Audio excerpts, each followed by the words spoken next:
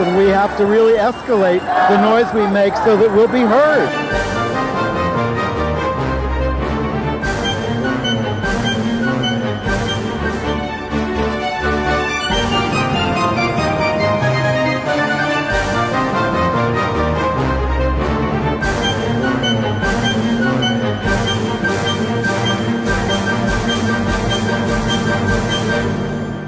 Welcome to Gay USA. I'm Andy Hum. I'm Ann Northrup. And Happy New Year.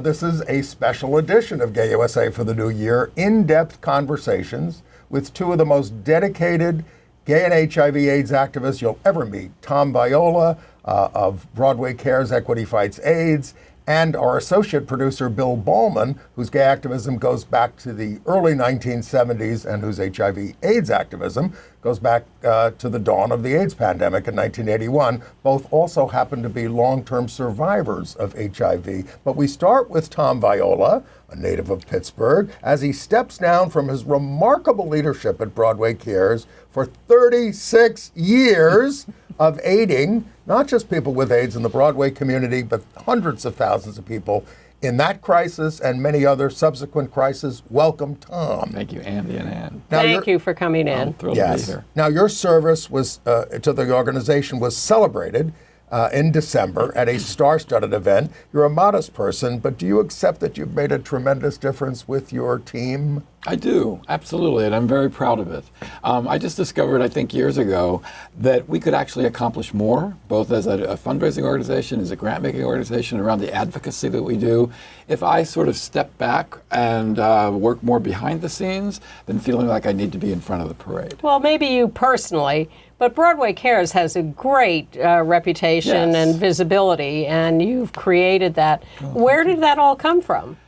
Well, I mean, it came from the work that we do. I mean, I think it came authentically from what we were trying to accomplish. And when we first got started, you know, as two separate organizations, Equity Fights AIDS and Broadway Cares, that merged in 1992, we were a much scrappier, smaller organization doing things, you know, that were appropriate for who we were at that time. As we began to grow, our name became more familiar, certainly as we were doing appeals from theater stages, as we were doing events that were getting recognition and people were looking to anticipate each year. People began to understand us as an organization, and certainly with the advent of the internet and all the social media, we have a very strong presence there. Well, we'll remind you, we're going to put up a picture of you that you were once an aspiring actor with hair. Yes. But the turning point in your life was going to work as the assistant for the great actor Colleen Dewhurst when she was asked to be president of Equity, Actors Equity, in 1985. Talk about that and then the origins of Equity Fights AIDS. Sure. Well, I mean, I'd come to town like thousands of people do to become an actor, to be an actor. You know, and I did, I studied various places and I did some regional theater and some dinner theater and things like that. But I then sort of transitioned from a temp job I had as a literary agent's assistant to begin to do a lot of freelance writing. And the quality of break that I got as a freelance writer was much better than the quality of break I was getting as an actor. So I sort of stayed on that path, in addition to a lot of cater waitering and a lot of screwing around. But I ended up getting a job at Actors Equity as like a pen for hire for like 8 weeks for a gig that they thought was going to take 8 weeks. It ended up going on for a year. They just kept giving me things to do. And that's how I met Colleen, because I became sort of the producer of their 75th anniversary events that nobody really knew what to do with. And they would have these committee meetings that I would be taking notes at and then sort of doing the work. So they said, well, do it. So when Colleen ran for her second term in 1987, I think it is, I was told that she said, yes, I will do this, but only if I can have Viola as my assistant. And that's where we really met. And and working with her was extraordinary. I mean, to watch the empathy, how she moved from that, how she moved within the industry. And then when the Equity Fights AIDS Committee was founded in 1988, they assigned that to me because all these equity committees have a staffer. But Colleen was so determined that this take root in the industry, that it really be able to accomplish something, that she basically said, here's the ball, run with. Let me just say, I mean, having worked on the gay rights bill for about 15 years, I mean, she was the only basic star who ever testified at those hearings. And she came in and she just spoke off the cuff from the heart and talked about it. So those were like, you're talking, you know, some of the darkest days of the AIDS crisis. Absolutely. I mean, you know, people, you know, get your dates straight. I mean, there was no basic treatment for this until real good treatments until 1995, 96. Yeah. You know, so take us back to those days. Well, I mean, literally, in 1987, 86, 87, I mean, already AIDS has been going on for 5 years. I mean, thousands of people have died. You know, Reagan has completely ignored it. They've made fun of this in a press conference, you know, that we can listen to a tape do that. It's just horrifying. Yeah. Cardinal O'Connor is doing his worst from St. Patrick's Cathedral. I mean, you could be thrown out of your apartment. You could lose your job. Literally, if people suspected that possibly you carried this disease. And what we realized, I think, in the Broadway community is we watched people go into a rehearsal period healthy, and by the time they get into the run, basically disappear because they're dying, is that nobody was going to take care of us unless we took care of ourselves. So that was the creation of what was then the AIDS initiative, of what was then called the Actors Fund. It's now the Entertainment Community Fund, and that's when these two separate organizations also came up to fund this. One of the most poignant, I thought, and meaningful things that was said at your tribute in December was that you had brought so many constituencies within the Broadway community together to wage this fight. A community that we might think of as cohesive, but in fact was more separate, and that you actually everybody had skin in the game. Everybody had an emotional connection to this, no matter whether you were younger or older, straight or gay, male or female, whatever it was. And you have to remember, and this isn't talked about a lot, but while the theater community is very accepting of how you personally live your life, who you are, back in those days, there was a lot of deeply closeted people who would never talk about being gay in a rehearsal room, who really kept their personal lives quiet. I mean, basically, and I should be careful here, but I've heard stories about the Tony Awards where the producer, this big Alexander Cohen, I will just say his name, would literally say to people, come with a female or come with your mother. And so when literally Harvey Fierstein and John Glines, in accepting the Tony Awards for Torch Song Trilogy, were courageous enough, were willful enough, who were deeply personally engaged enough to basically throw that off. I mean, it was a big deal. So when we started doing this work, it was really the first time that the conversation began to be opened comfortably for people to really be authentic about who they were, because there was no other choice. And Broadway evolved. Eventually they gave a Tony Award to you in 2010. In 2010, yes. No, there's evolvement, and Broadway's led that. I mean, as they led, the creation of the Red Ribbon and how that ended everywhere. The Tony Awards have always been the gayest award show and the best produced. Yes, exactly. But it's not as easy. It wasn't as easy as you would think. And even Colleen, of course everybody knew, for the most part, what people's personal lives were, and but it was not something that you really completely felt comfortable talking about at work. And I would suspect, as far as we've come, that we are not all the way there. Not completely. I mean, it's wildly different. I don't think there's any play. I mean, I think if there's any stigma that would exist in the Broadway community, it would almost be one that is kind of self-imposed.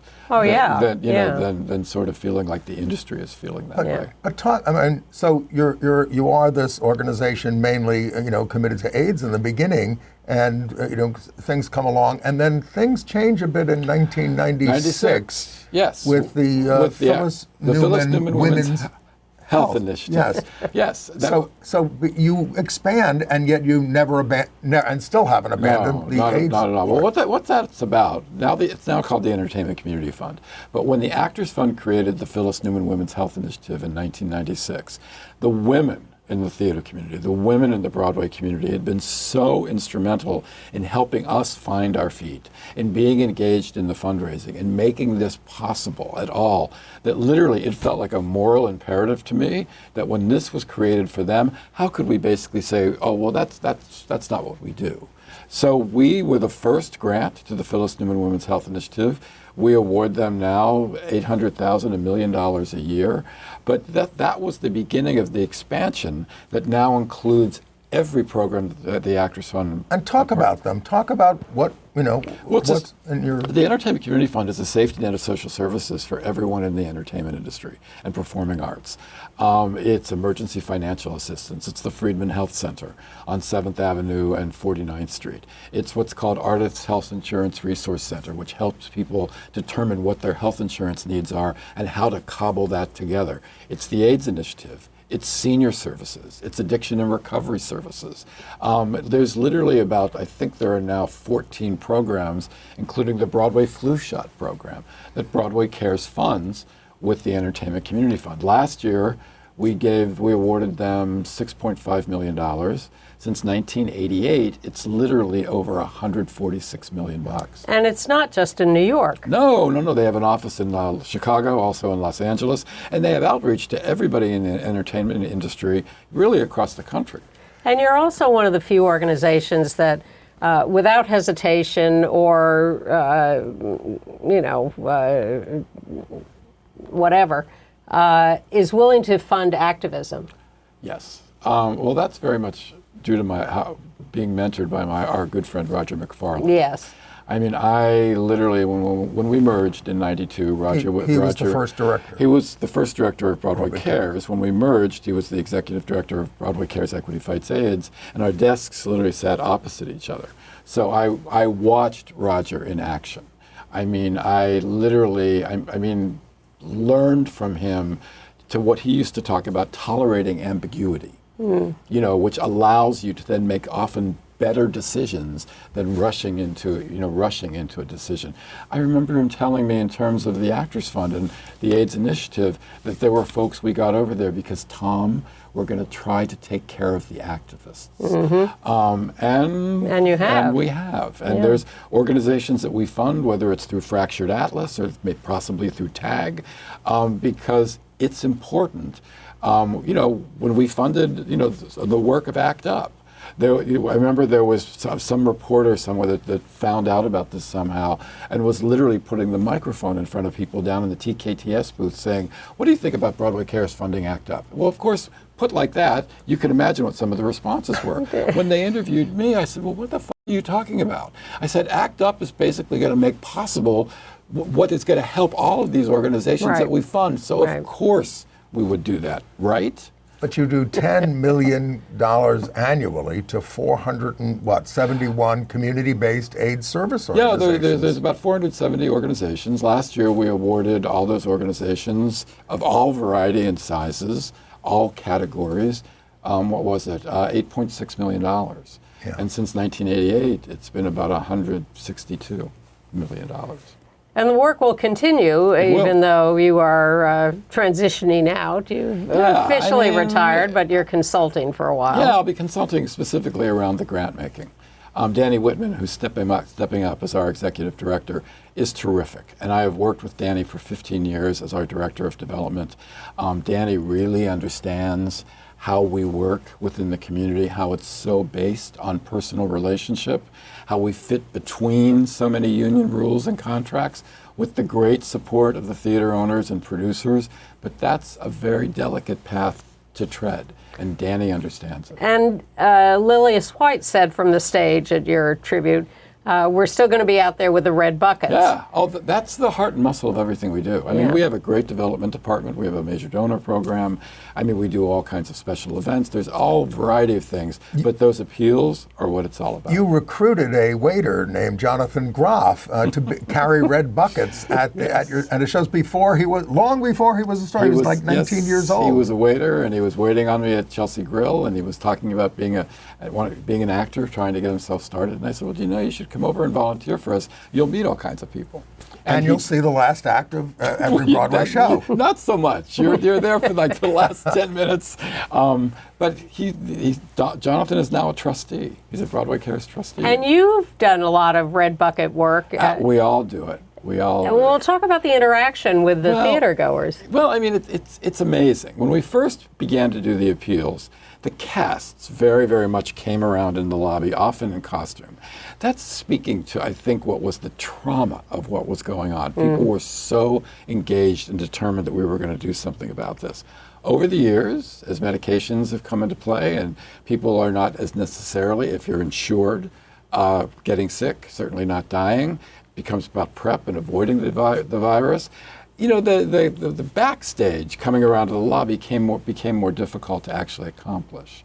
The stage managers were involved extraordinarily, but the casts, other than making the appeal and signing endless posters, less so. So we provide, I would say, about 80 to 100 volunteers going out all across the Broadway community 8 times a week for 6 weeks for one of these fundraising campaigns. Anyway. So it's a lot, and you see people make donations for various reasons. When we all in the staff, we all do it. We all get scheduled to hold these buckets, and I can see men of my generation, friends of, I mean, when they come up to me, sometimes with tears in their eyes, or will want to share about something of somebody they knew. I've also watched parents teach their kids how to be generous, to literally hand them $1 and say, put that in that bucket.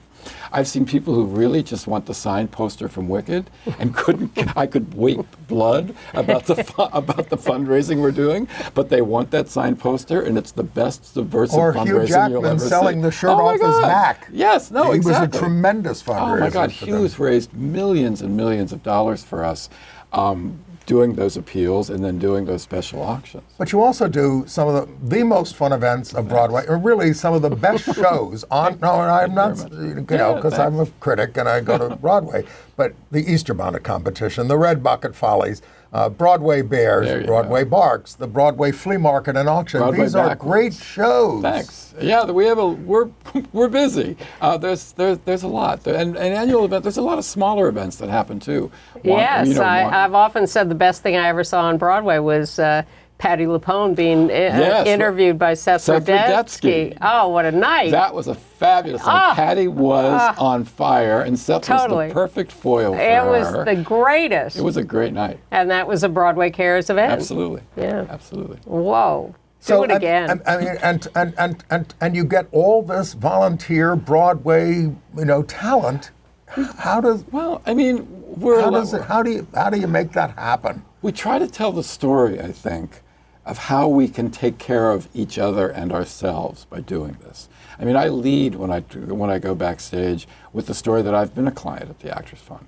I mean, back in the day, truly, I would not be sitting in this chair if not for what the Actors Fund at the time made possible for me. And I think there's lots of folks who have a similar experience. And it's a way to give back. It's a way to reach forward, a way to reach back and bring somebody with you. And you know what? There's all kinds of ways to fit into that. Whether you're making an appeal from the stage, leading a cast and doing it, or whether you're signing posters, or whether you're appearing in Broadway Bears or in one of these events, there's all kinds of ways to engage.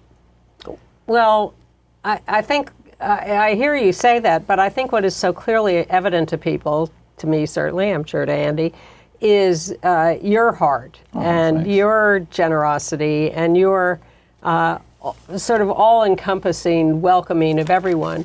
And people have said that you're such a nice guy, which is not to say you're not sharp and interesting, but truly, do you have some sense of what made you such a I don't know. giving person? Part of it's Colleen. Really, those few years before she passed away in 1991, where I got to work so closely with Colleen. And we were also working on her book. So, until she couldn't, I was going upstate to where she lived. Which you co-wrote and finished for her. Yes, exactly. But I really got a sense of how she operated from a place of empathy. Maureen Stapleton used to say she was the patron saint of birds with broken wings. But she was much more than that. And what I really learned from Colleen in observing her and getting to be a part of her life for those few years was that you don't have to be perfect to make a difference. And somehow in all my Catholic school and all my whatever, I somehow, I think, stopped myself a lot because I wasn't sure I was going to do it exactly well or right. And with Colleen, I thought, it doesn't really matter, just do something. Well, and you know, people are out there wondering what we can all do in the face of these dark times. You know what? I think you just do the next right thing that's right in front of you. Well, talk about the note that you carry around with you. You still have it with you? It's in my wallet. Okay. Yes. When I was, this is about 1992, and when my life was kind of in a rough spot, and all of this was just getting started at the same time. And I was very anxious about sort of were we going to be able to really pull this off? What could we do? Could we do enough? You know, this therapist who I had at the time looked at me and she took a card off her desk and she wrote 4 phrases down. And she handed it to me and she said, read this aloud. And the phrases were, begin where you are, do what you can with grace, move forward in faith, and ask for help. And she said, literally, just keep that in mind. She said, and the most important of those are the first and the last. Begin where you are. Because I think too often we look so far ahead of the big pictures that we feel we can't be a part of. Yes. When in fact, there's something you can do right in front of you for your neighbor, for someone you're connected with. But those phrases have stayed with me for a long time. Well, out of that has grown a magnificent enterprise. Thanks. Well, thank you. You know, it's there are a lot of people who try things like this and don't get very far with them. They get defeated in one way or another. But somehow, through your work and I'm sure thousands of others, this came together and took on a life of its own and is self-sustaining in a way that many others are not. And it hasn't turned sour the way others have. Yeah, I mean, we've been flexible. I think I've never felt that it's not about a finite pie, that when you take another slice, that means there's less for somebody else. I think somehow the pie expands if you have that energy. Loaves and fishes. Loaves and fishes. Really, wine, or water to wine. Whatever. Yeah. Here we are at Catholic school again. Well, you quoted Andre de Shields also. I love this. During the pandemic, when all of our fundraising was turned upside down, so we were doing a lot of Zoom meet-greet auctions and online events. There was someone who paid $8,000 to have a conversation for 15 minutes with Andre de Shields on a Zoom. And during the course of this Zoom, he literally said, as he would, I love Andre, generosity and gratitude are the fuel of the universe. And he's right. Well, they should be, certainly. Yeah, and I've never forgotten that, and I've shared that a lot. I think they are. What are your, you're finally going to take some kind of a break. I am. When this airs, I will be. I'm going down to Puerto Vallarta in January, and I'll be down there. Normally, I go down there. I love it down there, and I've gone to various places in Mexico from there: Mexico City, Guadalajara, Merida. A bunch The of Real places. Housewives of Salt Lake City were just in Puerto Vallarta. Oh God. Why? I know. Yeah, you can go cleanse the place. We'll fix that. But bless their hearts. But I'm going down to Puerto Vallarta, and as opposed for 7 or 8 days, I'm going to go down there for like 20 days. I know people down there. We fund an organization down there. There's an organization called Vallarta Plus Community Center, Gay Community Center, which is both their health clinic and their gay center, which we have basically funded for the last 7 or 8 years with a grant. So I know a lot of folks down there and hang out, and then come back and see what February feels like. I'm sure I'll feel a little bit pushed off the cliff, but just making room to see what fills in. It's been my observation that people in retirement are far busier than they were when they were working, and they end up saying, how did I ever have time to do anything else? I'm so busy doing this now. I watched my dad do that. My dad retired from AT&T and worked like I have for a long time. I think that's where I learned how to do it. and or watched him do it. And when he had all that time, I remember my sisters and I saying, "What the hell is?" But he literally filled it up with the Rotary and delivering food to food banks and, working for the Republicans in this small town. He used to watch, be part of the election, and we would sort of laugh that, who was. Anyway. I came from that family too. Exactly. Yeah. We're down to about the last 3.5 minutes, but you're not at the helm now, No. but you're still involved. But talk to our audience about how they can connect to Broadway Cares and all of its manifestations. Well, you can always go to our website, which is broadwaycares.org. broadwaycares.org. It's a great website.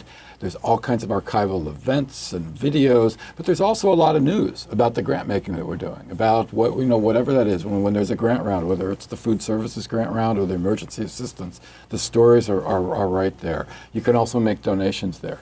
You can key into our major donor program, which is called the Angel Circle, and certainly at the top of the page, it's always information about whatever event is coming up, as there was for the Red Bucket Follies, as there was for the flea market in September, as there is for Broadway Barks, one of my favorite events. You are the king of rescue animals. Oh, I'm not the. Well, I love dogs, and Okay. I have a dog and 2 cats, and there was even a point where I had 2 dogs and 3 cats and a very strong vacuum cleaner.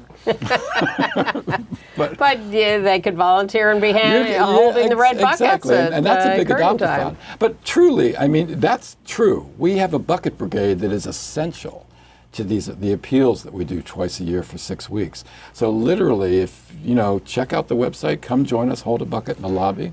And to attend many of these very entertaining events, which also end up supporting the whole causes if you come. Or come on board as a major donor. Well, I tell, I deal with I have some older friends, and they're trying to figure out what to do with their money. I said, Broadway Cares will get you connected to so many different organizations. It's called Colleen Dewhurst Society. It's for estate planning and giving. It's named after Colleen, and we've had some very, very fortunate gifts made there. Do you have any regrets about not pursuing your acting desires? No, not at all. I think I enjoyed that. I loved rehearsing. I didn't like auditioning particularly, and that's a problem. I would think so. Having observed all of this in this community for so many years, you have to love that process. I think when this all began in '88, all the things that I'd done in my life, all the craziness, all the chaos, all the various experiences sort of came down like a laser. I was so fortunate to have Colleen hand this to me when she did, because it gave purpose and meaning to my life that I can't imagine what I'd have done without it. Well, one of the things you said at the celebration of your life and work was, we're about saving lives and lifting people out of despair, and then you said, we must prove that decency is not weakness. It's such a contrast to what politics are these days and everything else. Thank you, because I really, it just feels like the worst instincts and behaviors somehow is in focus right now. But we won't end on that note. No, but I think it's an important point to make, because we look at the monsters who are about to take full charge. They've started already. And they are clearly indecent people with bad values. And you are such, I don't want to, sanctify you, but you are such an example of the opposite of that, and about decency, and about, I've come to you in various guises from various organizations to seek your help. And you are always so open and so willing to help and to do the right thing and to express your values in your work. And that is just astonishingly important and heartwarming. Thanks, Ann. Well, Anthony Hopkins said something I read recently a couple months ago that really stuck with me. He said, I want to surround myself with people who know how to touch the hearts of others. And I think literally being a part of Broadway Cares, Equity Fights AIDS, being a part of the Broadway and the community, being involved with this with you and so many folks that we know in common, has really given me that opportunity. Joy. And that is a good note to end on. Great. Thank you, Tom Viola, for your many years of service, and We look forward to knowing you for a lot longer. Thank you, Andy. Thank you, Ann. All the best for the years ahead. Thanks a lot. We'll be right back. And joining us now is our longtime associate producer of Gay USA, Bill Bahlman. Welcome, Bill. Hi, Thank Bill. you. Thank Now, you. Bill, Good to see you. We see Bill every week, and he puts up our podcast and gets our stuff online and helps in the control room. But you have been a gay activist since the early 70s, an AIDS activist since the inception of the crisis. We want to talk to you about all of that. But tell us a little bit about yourself and how you came to this and where you're from. It had to do with your mother, didn't it? Well, a little bit, yeah. It's like my mother was my inspiration. I grew up in Brooklyn in Sunset Park area, which was an all Scandinavian neighborhood. And Not anymore. Not anymore. No. My mother was to some degree a part of transforming it. If you were in Scandinavia and you weren't welcome in the neighborhood to rent an apartment or to get a co-op or whatever, and she put an end to the blackballing, as they called it, that kept people out who didn't have white blonde hair. That was sort of a requirement, which is kind of crazy. So, but she also was, amazing in terms of when there was strife with a family, the parents were drinking too much, beating their children or whatever. So it was not unusual for my mother to take in an extra child. I grew up with my brother, who was 2 years older than me, but we quite often had an additional person in the household, thanks to my mom wanting to intervene and be support. So what did that teach you? It taught me Too many people at the dinner table? It just taught me that you can do something with your life, that's meaningful beyond just paying the bills and getting by from day to day. And I didn't necessarily take it in as a life lesson, but years later, when I was started to do the things that we're going to be talking about that I've done, I see it was my mother who was probably the one who gave me the inspiration to do almost everything I've done since then. Taught you a value system. Yeah, absolutely. Before you got involved in activism and things, the thing that really attracted you in life seemed to be music. Yeah, well, it's like I was always, I studied violin and guitar while still in grammar school from the third grade up. And by the time I was in junior high school, I was concertmaster of the school orchestras. Nice. Which meant that everyone tuned to my A string, and I tuned 36 instruments every morning in junior high school. Oh, God. The violins, the violas, the cellos, the bass. And so that gave me a good ear, as well as being concertmaster of the orchestra meant that everyone was following my bowing and would tune to whatever I had them tuned to. And so that gave me a position, not necessarily a power, but it gave me a position of realizing... Leadership. Thank you. That's the word I was looking for. Yeah. So then you evolved through many years. I'm still evolving. Aren't we all? But Yeah. But how did you get from there to here? Well, from there I wound up working for a corporate bank in New York, one of the top banks in the city, and I still had my long hair. I, grew up as a hippie, and it's like I got to play Oliver in junior high school, which was my excuse to the principal why I needed to have long hair when they're making everybody else cut their hair. So, but working for a corporate bank, I joined a debating society, which meant I debated with presidents and vice presidents of Manufacturers Hanover Trust Company from other companies. And so that also taught me a bit more about finding my voice. So then in the early 70s, the movement is just post-Stonewall, you discover the Gay Activists Alliance. Yeah, well, I was reading articles in the Village Voice, and also Ron Gold, who was a member of GAA, was writing for Variety at the time, Variety newspaper, and he was slipping in things about the activist work that he was doing to his articles about entertainment, and so he was one of the people that inspired me to seek out this organization that I'm not sure if I knew the name of it. So I went to the Church of the Holy Apostle, and they were having in Chelsea, and they were having a meeting of the West Side Discussion Group, and I was thinking, well, this is GAA, this is the Gay Activist Alliance. These are the people who are making all the change. It was about 20 men sitting in a circle talking about knitting. And I was like, this is... Wait a minute. I don't think this is a group. But like, and so I wound up at the bulletin board, and two young guys came up to me, and I told them what I was trying to find. He said, oh, you want the Gay Activist Alliance? They meet Thursday nights, blah, blah, blah. So then I went home with one of them, which was eye-opener as well. Okay. And... So that Thursday I went to the meeting of the Gay Activist Alliance and met Eric Thorndale, who was one of the movers and shakers behind the Speakers Committee, the Agitprop Committee of the Gay Activist Alliance. And he was trying to get my attention in the course of the meeting. It was like, psst, psst. And it was kind of like Ruth Gordon and Bud Cort. Harold and Maude. And I was like trying to think, it's like, the older gay man trying to get my attention is like, just ignore it. And he came up to me afterwards, and he was with Stan Magden and Don Garabrand, who had 3 or 4 dogs that were running around.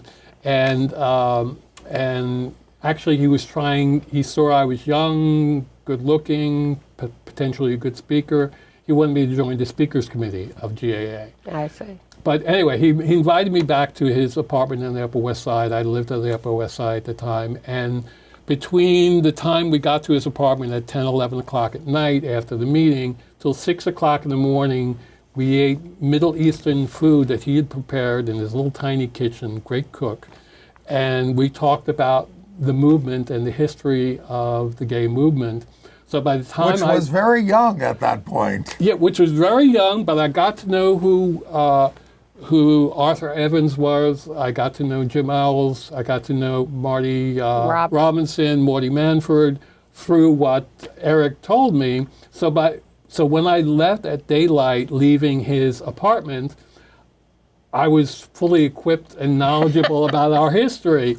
And that the next Thursday, I was speaking in front of Kings County Community College in front of 250 students. And we should say, this is an all-volunteer movement, as it has been for a long time in those days. I mean, there were no paid positions in any of this stuff. People just went out and did this, and you went all over the country doing this. Yeah.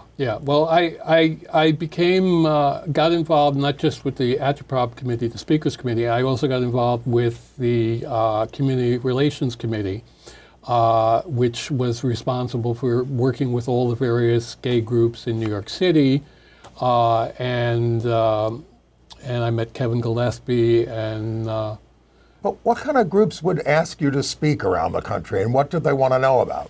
Well, it's when Al Block left, he was head of the National Movement Committee, Gay Movement Committee. I became sort of the ambassador to GAA to the world. So I would, one of the first trips that I made outside of New York State was to an all-Ohio gay conference, a week-long series of events and artworks and protests and whatever in Columbus, Ohio in 1973.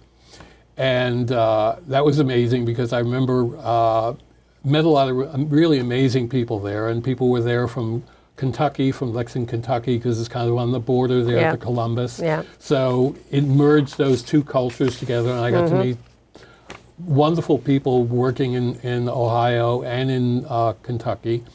And I remember that at the close of the conference, we had a march to the Capitol, from the university to the Capitol, and it was amazing. There were about 150 of us who marched, but we had police escort, we had police cars, we had a fire truck, an ambulance, and a helicopter flying above us, for a peaceful march to the Capitol. It's like, well, you never know, Bill. Anything could happen. well, they didn't know what to expect, I guess. And the Gay Exactly. Activist Alliance is the group that came up with the idea of adding sexual orientation to human rights laws. In 1971, it didn't pass in New York until 1986. But what were the issues in those days that animated it, and what kind of actions did GAA take? They were very famous for their zaps. Well, it's what we were doing. We would do demonstrations where we didn't like the idea of going in front of a building and shouting at the building. We wanted to go in and meet the people and confront the people who were responsible for the defamation or whatever it was that they were promoting that was anti-gay. And I remember one particular demo we did at the New York Daily News, where there was a court decision, wasn't Supreme Court, but there was a court decision against a college librarian because he was gay, saying that people who are gay shouldn't have positions of authority like being a librarian, and the editorial, it's like, I can remember it to this day. It was a short editorial, and it was not an op-ed piece in the Daily News. It was the editorial of the editorial board. And it said, fairies, dances, queers, call them what you will, have right to jobs in non-sensitive positions, but they did the right thing, that they should not be librarians. So we went there. We took over their offices for a couple of hours, and, Alan Roscoff was there, Pete Fisher, Mark Rubin, myself, Brenda Howard, a lot of really amazing people. And, when the phones would ring, we'd answer and say, well, the Daily News is not working today because of their homophobia. And then other people would be calling up and ordering pizzas and stuff like that. But in the course of the time we were there, the secretary sat in a pool in the middle of the room, and all the editors of the Daily News had cubicles all along the sides. So in the course of the couple hours we were there, we sat individually one-on-one with each of the editorial members of the board and convinced them, actually, that what that editorial was wrong. And they never did quite the same thing again. Wow. So it's not just about confronting, it's also trying to figure out how to make change. Sure. And to me, it's like I love a phrase I like to use when doing talks like this with you today, is that, to me, activism should be purpose-driven activism. That you're not just doing it because it feels good or you're angry, but you try to figure out, okay, this is wrong. Why is it wrong? What steps need to be put in place to change things, whether it's writing a letter, whether it's a full-out confrontation or whatever, but deal with it in stages so that you know what you're doing and you're promoting that change. Now, before we get to your AIDS activism, which was very early on, you also had a career as a prominent DJ.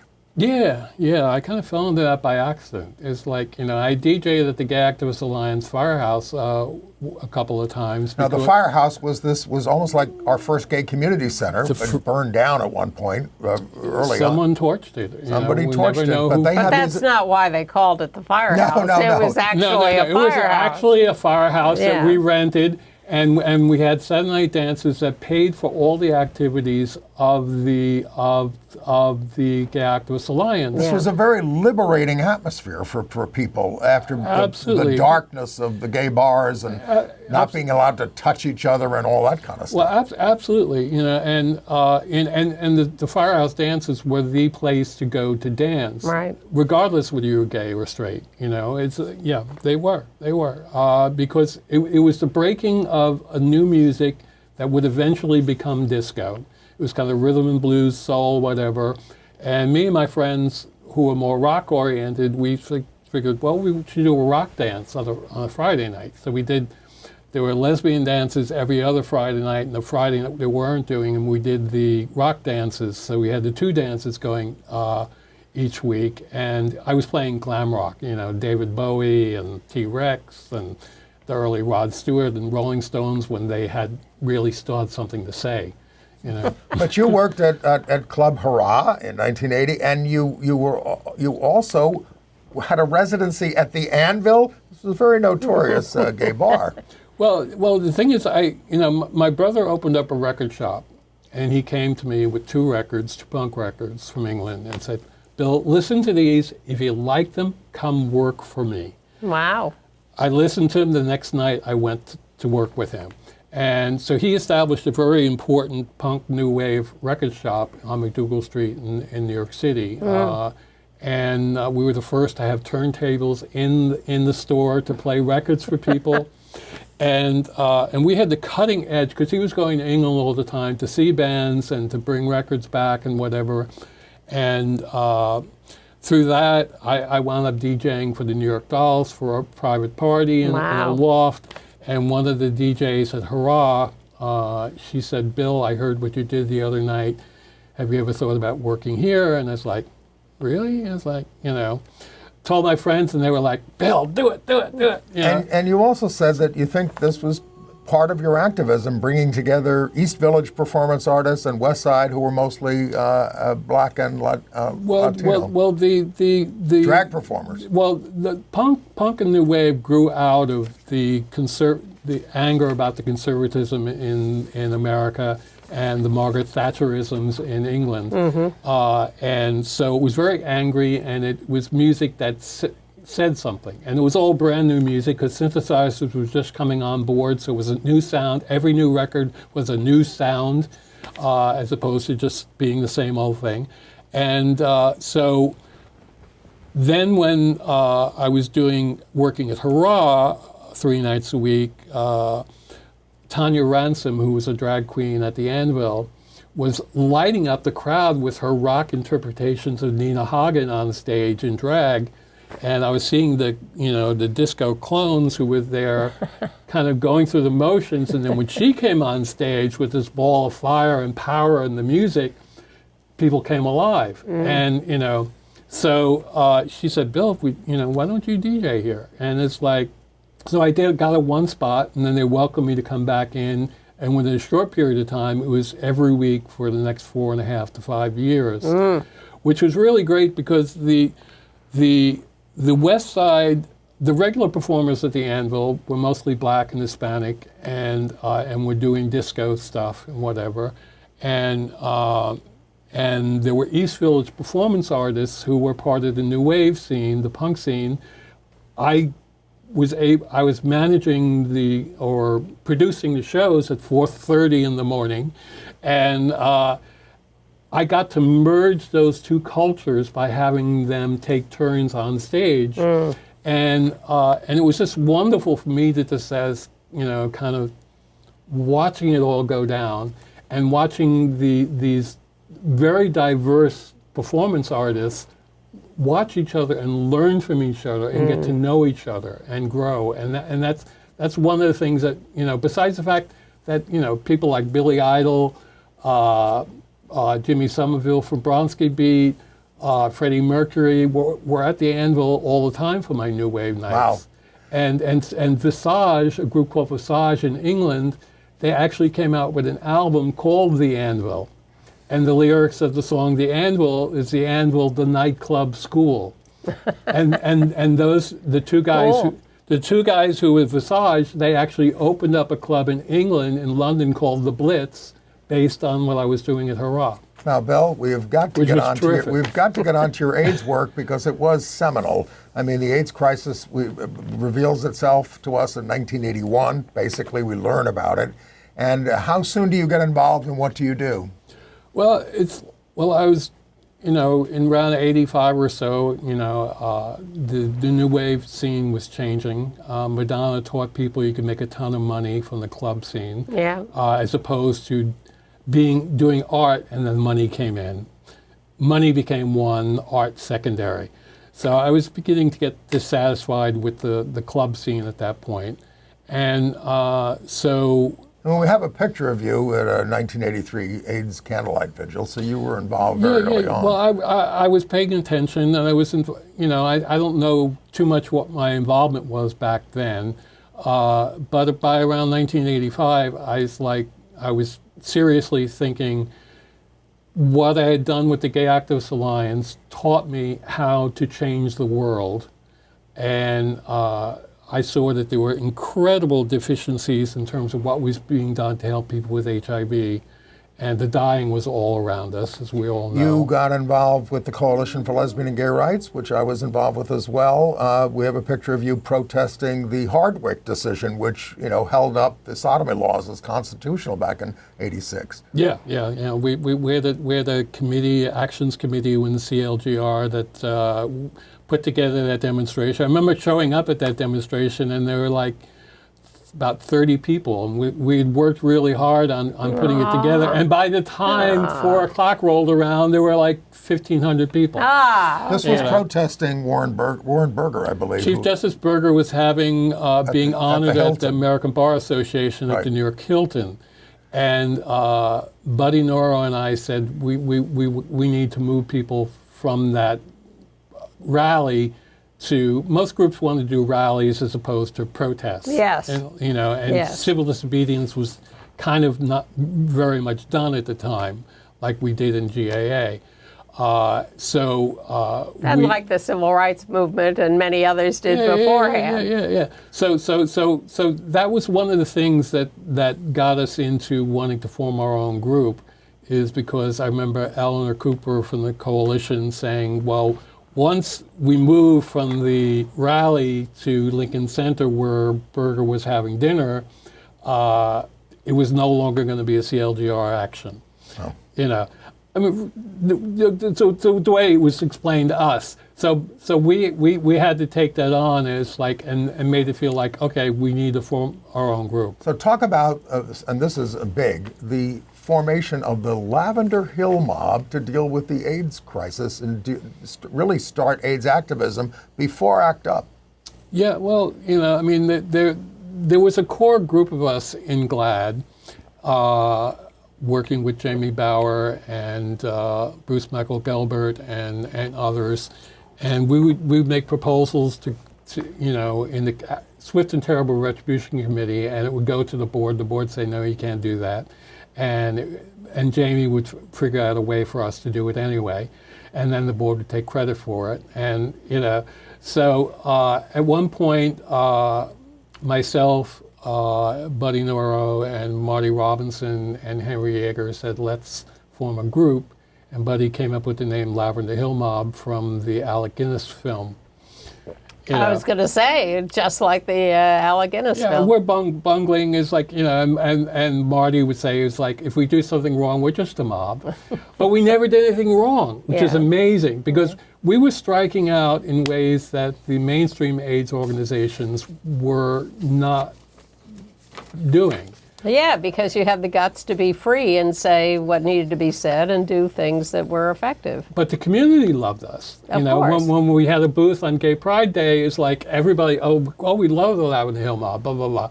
But it's like, Lambda was not thrilled with us. GLAAD was not thrilled with us at that point. It's a very old story. GMHC was not thrilled with us. It's like, we're down to fewer than 5 minutes. So, this became kind of an inspiration for Larry Kramer to some extent, right, in terms of triggering ACT UP. Well, when Larry came to, he made one speech at the community center, and then he came to my apartment to look through the archive that I had put together with Henry Yeager, and of the work that we had done so far, all the flyers we'd written and the press clippings of the international headlines we were making on a regular basis. And Larry looked at it and got all excited and this is exactly what we should be doing.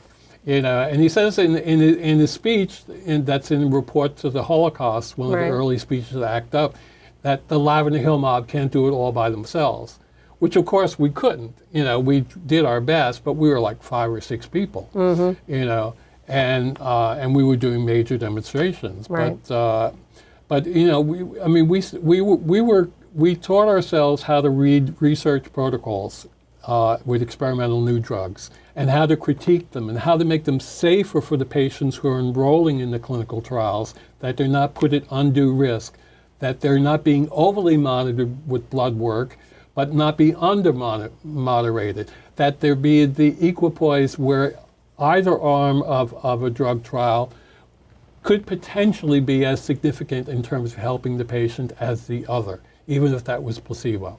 So, and then pushing for accelerated, expanded access to get the drug available to people before the drug was approved, who had already exhausted their options because due to resistance to the drugs they had been taking, to to getting accelerated approval so that the drug could get to the market quicker. So we're meeting with the drug companies on the FDA, CDC, NIH advisory panels on a regular basis. You eventually develop a relationship with Tony Fauci. Well, we were welcomed to a degree because we brought knowledge to the table. I know. We could help them achieve what they wanted to achieve. And my fight was not with the virologists at these drug companies. It was not with the biochemists, who are amazing people who work tirelessly to develop drugs for HIV and AIDS. But it was with the marketing people and people developing the price. I got Merck to release their protease inhibitors at $12 a day as opposed to $18 a day to two other proteases. That's what they were charging, and Mr. Dorley, who was the executive director in charge of communications, called me up and said, "Bill, we going to announce the price this morning," and he was like, "Yeah." He told me, it's like, okay. I called him right back, and I was like, "Thank you." He said, "Well, your arguments with our people won the day. That this drug needed to come to market at a price that showed that Merck got it. Merck back in that day." Very gratifying. We have 1 minute left. 1 minute left. So we didn't get to everything in your life, and you can read Bill's bio on our website, at gayusatv.org. But what kept you going all these years? You're how old now? Well, I'm 73 this month. And but the work that I'm doing and now working for seniors with HIV, because we're the first generation of seniors dealing with HIV. Seniors have always gotten HIV as well as every population had been exposed. And people have aged. But being on drugs for 30 years is a very different thing than starting as a senior. So it's a whole new way of learning about what we need to do. It's fascinating work, and that's what keeps you and lots of people going.